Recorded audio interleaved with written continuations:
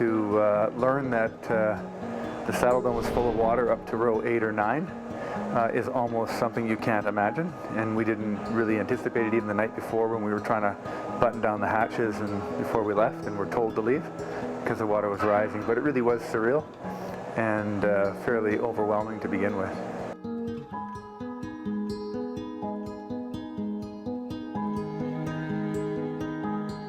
Dark, smelly,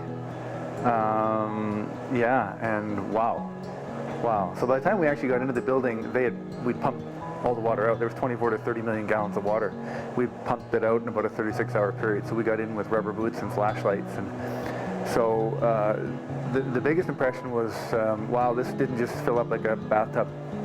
This came in with a real torrent and just tossed everything about. Coach Hartley's desk was tossed upside down, and there was stuff just littered throughout the hallways of the event level, and it was like this was fairly serious mass destruction in a short period of time.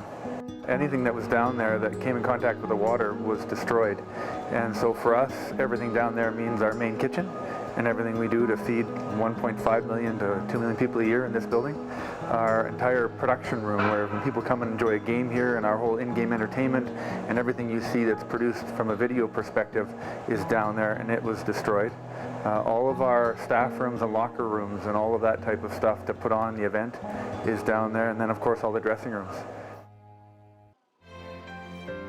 We hit the ground running when the water was still in the dome and we were pumping, actually, and so we mobilized and met with Canna, our general contractor, on the Sunday morning and hammered out terms of a deal as to how we'd get it done, and we had set a lofty goal of September 1st that we need to get this done by, and didn't really know what that meant yet, but it turned out to mean that we needed to completely demolish the event level and take everything down to the concrete walls, and even remove some of the concrete walls that were impacted by the water, and then put in place a process to rebuild it.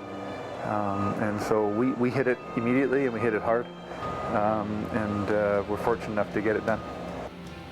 To say that we got done, the work we got done in 65 days, this would normally take 270 to 360 days. Got to put it in perspective. This isn't someone's home. No one died. No one's without a house. We worked here. And so in the big scheme of things, really isn't that important, but for us it was important to get the community asset back going so that we could play hockey, that people could have their jobs, and all the bars and taxis and hotels count on us to put on events. And so from a staggering point of view, it was the totality of the whole project. And we're talking about a $4 million rebuild in the production TV room. You're talking about a $4 million rebuild in the kitchen. Those are serious undertakings, each of them by themselves. And to combine all of that with everything else that went on, the totality of it is like, it's almost hard to believe we could have pulled it off. It shows the resiliency, I think, of people in Calgary and Alberta in general, right? And it shows that there's a compassion, caring side to people.